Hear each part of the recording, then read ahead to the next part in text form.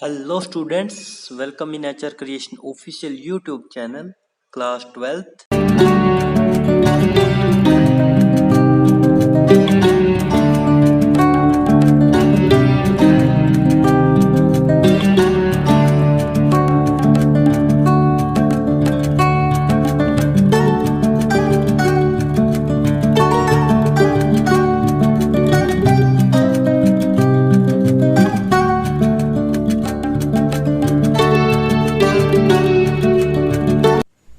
Hello students, good morning to all of you. Class 12th Unit Chemical Kinetics lecture number 10. So in the last lecture we have discussed about half-life period of a reaction. Now we are proceed with our next topic, that is pseudo first order reaction. So pseudo first order reaction क्या कहते हैं बच्चे, देखिए कहता sometime the order of a reaction is altered by condition, कि कई बार कहता कुछ रिएक्शन का जो ऑर्डर होता है कहता उनको हम चेंज कर सकते हैं उनकी कंडीशंस के हिसाब से। कंडीशन अगर चेंज करेंगे तो जो रिएक्शन का ऑर्डर है वो भी क्या हो जाएगा, चेंज। कहता consider a reaction the one reactant taken in excess. हमें कोई रिएक्शन कंसिडर करनी है और उस रिएक्शन में मान लो हमारे पास दो या दो से ज़्यादा अगर रिएक्टेंट है तो उनमें से एक रिएक्टेंट को हमें एक्सेस में लेना है। एक्सेस मीन्स कि हमें उसकी जो अमाउंट है दूसरे के कंपैरिजन में बहुत ज़्यादा लेनी है। ठीक है, तो देखिए एग्जाम्पल लाइक हमारे पास CH3COO C2H5 क्या बन गया, ये इथाइल एसीटेट। ठीक है, इथाइल एसीटेट के साथ हम लोग डाल देते हैं वाटर का molecule in the presence of H positive ion and the ethyl acetate convert into acetic acid that is CH3COOH। ठीक है, साथ में इसमें निकल जाता है इथेनॉल का एक molecule that is C2H5OH। Clear. फिर ये कहता है अब हम देखते हैं कि जब मान लो हमारे पास T है जो वो 0 के इक्वल था, यानी कि जब रिएक्शन बिल्कुल स्टार्ट हुई थी, तो कहता उस दौरान हमारे पास जो कंसंट्रेशन है इथाइल एसीटेट की वो कितनी थी, 0.01 मोलर। ये इसकी कंसंट्रेशन हो गई स्टार्टिंग में। और कहता उस दौरान जो वाटर के मॉलिक्यूल की कंसंट्रेशन थी दैट इज 10 मोल। ठीक है, और उस दौरान जब रिएक्टेंट की कंसंट्रेशन थी और टाइम 0 था तो ऑब्वियसली सी बात है प्रोडक्ट की तो कोई नहीं होगी, तो प्रोडक्ट के कितने हो गए हमारे पास, 0 और 0, एसिटिक एसिड भी और इथेनॉल भी। फिर कहता कुछ टाइम जाने के बाद, यानी कि जब T की वैल्यू है जो वो T के इक्वल आ जाती है, कुछ टाइम वहां पे हो जाता है, तो कहता उस दौरान जो रिएक्टेंट होगा ऑब्वियसली सी बात है वो कन्वर्ट हो चुका होगा प्रोडक्ट में। अब रिएक्टेंट की पहले कंसंट्रेशन थी 0.01, लेकिन अब कंसंट्रेशन कितनी हो गई कुछ टाइम के बाद, 0। फिर ऐसे ही कहता पहले कंसंट्रेशन थी वाटर के मॉलिक्यूल की 10 और अब हमारे पास बन जाती है 9.9, यानी कि बिल्कुल 0.1 का डिफरेंस आया है इसमें तो सिर्फ, लेकिन इसमें जितनी भी इसकी अमाउंट थी वो टोटली 0 बन गई। फिर कहता जो हमारे प्रोडक्ट है एसिटिक एसिड और इथेनॉल, कहता पहले इनकी टाइम 0 के ऊपर दोनों की 0 वैल्यू थी, लेकिन अब ये प्रोडक्ट है आफ्टर टाइम T के बाद तो इनकी वैल्यू बन जाती है 0.01 और 0.01। क्लियर। अब कहना क्या चाहता है ये यहाँ पे वो देखिए कि here the concentration of water not get altered so much the rate of reaction. कहता है यहाँ पे जो वाटर की कंसंट्रेशन है उसके अंदर कोई खास डिफरेंस नहीं आया या उसे हम चेंज नहीं कर सकते, क्योंकि पहले 10 था अब हमारे पास 9.9 है, तो कोई खास डिफरेंस नहीं है। ठीक है, तो कहता अब इस रिएक्शन का जो रेट होगा वो कैसे लिखेंगे कि rate is equal to K' CH3COO C2H5 और साथ में वाटर का मॉलिक्यूल। फिर हमने देखा था कि जो वाटर का मॉलिक्यूल है उसकी तो जो कंसंट्रेशन थी वो ऑलमोस्ट कांस्टेंट रही थी, उसके ऊपर कोई ज़्यादा इफेक्ट नहीं पड़ा था, क्योंकि पहले वो 10 था, फिर हमारे पास 9.9 था। ठीक है, तो यहाँ पे कहता है जो वाटर है उसको हम एज ए कांस्टेंट मानते हैं। तो अगर वाटर को कांस्टेंट मानेंगे तो जो हमारा रेट होगा रिएक्शन का वो किसके इक्वल आएगा कि रेट इज इक्वल टू के स्क्वायर ब्रैकेट CH3COOC2H5। क्लियर। फिर कहता है यहाँ पे कहता है जो के है वो इक्वल आता है के डैश और वाटर के। हमने यहाँ पे के डैश लिखा था लेकिन यहाँ पे के लिखा है, क्योंकि जो के डैश और वाटर है वो दोनों ही इक्वल बन जाते हैं के। Clear. And the reaction behave as first order, और फिर ये जो रिएक्शन है कहता फर्स्ट ऑर्डर की तरह एक्ट करती है। So such reactions are known as pseudo first order reaction, और कहता इस टाइप की रिएक्शन को हम क्या नाम दे देते हैं, pseudo first order reaction. Clear. चलिए अब नेक्स्ट एग्जांपल देखते हैं इसी रिएक्शन का, थोड़ा और आपको क्लियर होगा इसमें। Another example that is inversion of cane sugar. हमें क्या करना है, केन शुगर का इन्वर्जन। तो लाइक हमारे पास C12H22O11, ठीक है, केन शुगर, साथ में हमने डाल दिया इसमें वाटर का molecule in the presence of H+ ion, and it convert into glucose and fructose, both have the same formula, that is C6H12O6। Clear. यानी कि हमारे पास जो केन शुगर था वो कन्वर्ट हो चुका है ग्लूकोज और फ्रक्टोज में। अब हमें इस रिएक्शन का क्या देखना है, रेट। तो रेट हमारे पास जो आएगा इज इक्वल टू के C12H22O11। इस रिएक्शन में भी आप लोग सेम इसकी तरह कर सकते हो। लाइक पहले आप T0 मानो तो इनकी कंसंट्रेशन मान लेंगे, अब इसने दी नहीं है तो हमें नहीं पता। फिर आफ्टर टाइम T के बाद फिर हम कहेंगे कि जो वाटर है उसकी कंसंट्रेशन कांस्टेंट रही है, इसकी वजह से इसे हम कांस्टेंट मान लेंगे, और जो रेट होगा रिएक्शन का वो किसके इक्वल आ जाएगा, हमारे केन शुगर के फॉर्मूले, जिसकी वजह से हम कह सकते हैं कि ये जो रिएक्शन है ये बिहेव करती है as a first order reaction. Clear. ये है आपका स्यूडो फर्स्ट ऑर्डर रिएक्शन का टॉपिक। सो चलिए नेक्स्ट टॉपिक देखते हैं। Next one that is the temperature dependence of the rate of reaction. यहाँ पे यानी कि हमें किस चीज के बारे में पढ़ना है कि जो रेट ऑफ रिएक्शन होता है कहता वो टेम्परेचर के ऊपर डिपेंड अपॉन करता है। कैसे वो देखते हैं, चलिए।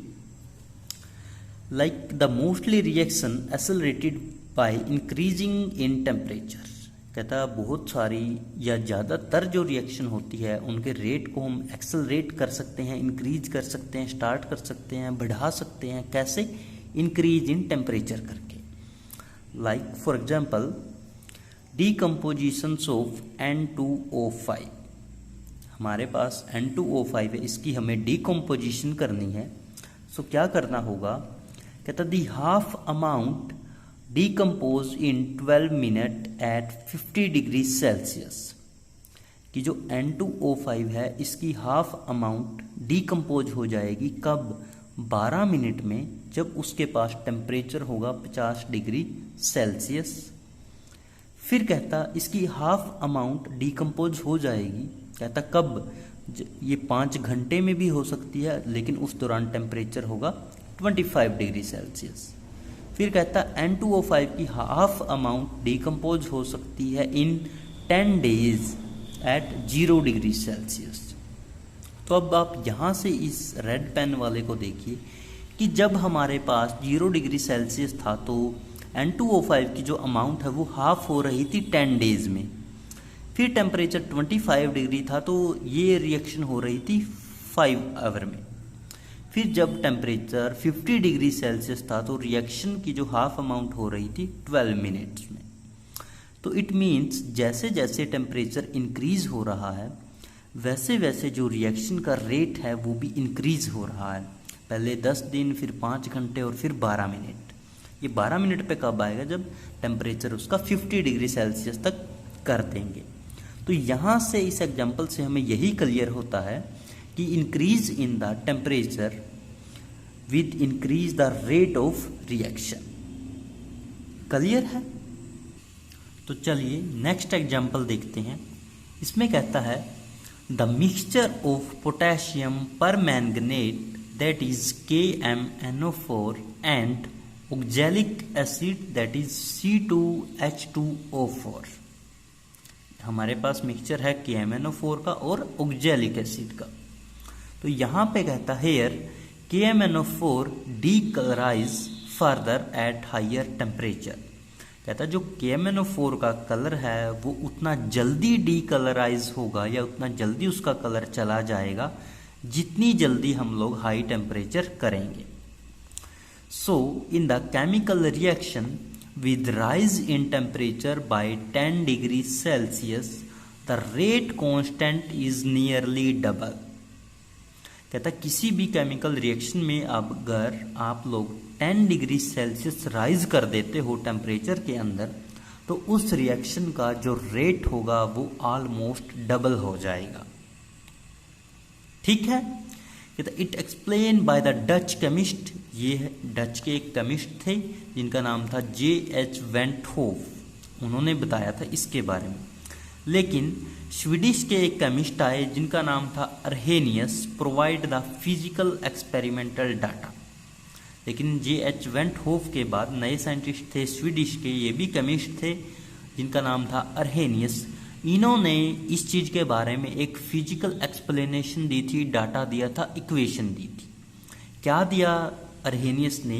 कहते K is equal to A E exponential की पावर माइनस EA ओवर में RT। अर्हेनियस ने ये इक्वेशन दी जिसे हम अर्हेनियस इक्वेशन के नाम से जानते हैं। अब इस इक्वेशन में K का आप लोगों को पता है कांस्टेंट है, A हमारे पास बन जाता है अर्हेनियस फैक्टर, या कह सकते हो फ्रीक्वेंसी फैक्टर, या फिर प्री एक्सपोनेंशियल फैक्टर। ठीक है? E एक्सपोनेंशियल है, EA एक्टिवेशन एनर्जी है, R गैस कांस्टेंट है, T टेम्परेचर है। सो R gas constant, EA is the activation energy जिसकी यूनिट है जूल पर मोल। क्लियर? अब हमें इसको समझना है कि कैसे हमारे रिएक्शन पे काम करेगा। सो हम एक एग्जांपल लेते हैं दैट इज H2 और I2। When both are mixed they give product 2HI। Hydrogen iodide के हमें 2 मॉलिक्यूल मिल जाते हैं जब हम H2 और I2 को मिलाते हैं। सो ये बनेगा कैसे, अब वो देखना है। हमारे पास पहले H बॉन्ड H था यानी कि H2, इसमें प्लस किया हमने I बॉन्ड I यानी कि I2। इन दोनों ने मिलके बनाया इंटरमीडिएट। इंटरमीडिएट एक ऐसी स्पीसीज होती है जो रिएक्टेंट और प्रोडक्ट के बीच में लाई करती है। ठीक है? इंटरमीडिएट में जो ओल्ड बॉन्डिंग होती है वो टूट जाती है और जो नई बॉन्डिंग होती है उसकी फॉर्मेशन स्टार्ट हो जाती है। आप लोग इसमें ध्यान से देखिए कि पहले I और I के बीच में बॉन्ड था, लेकिन अब I और I के बीच में सिर्फ डॉटेड रह चुका है। ऐसे ही H और H में बॉन्ड था तो अब वो भी डॉटेड रह चुका है। लेकिन जो बॉन्ड H और I में यहाँ पे नहीं था, अब यहाँ पे उसकी फॉर्मेशन स्टार्ट हो चुकी है। और ऐसे ही फिर जब प्रोडक्ट बनेगा तो इनका तो बॉन्ड टूट जाएगा और HI और HI में बॉन्ड बन जाएगा and they give the product 2HI। Clear? आगे देखिए क्या कहता है कि according to Arrhenius the reaction possible only the when one molecule of each species react. कहता ये जो रिएक्शन है ये तब ही पॉसिबल हो सकती है जब दोनों स्पीसीज का एक एक मॉलिक्यूल रिएक्ट करेगा एंड फॉर्म अनस्टेबल इंटरमीडिएट। और कहता फिर वो क्या बनाएगा? अनस्टेबल इंटरमीडिएट बनाएगा। इंटरमीडिएट अनस्टेबल अब क्यों होता है ये देख लीजिए, क्योंकि इंटरमीडिएट की जो एक्टिवेशन एनर्जी है वो बहुत हाई होती है। And then it break form 2 molecules of HI। और फिर कहता है ये जो इंटरमीडिएट है ये ब्रेक डाउन हो जाएगा and it gives 2 molecules of HI, that is hydrogen iodide।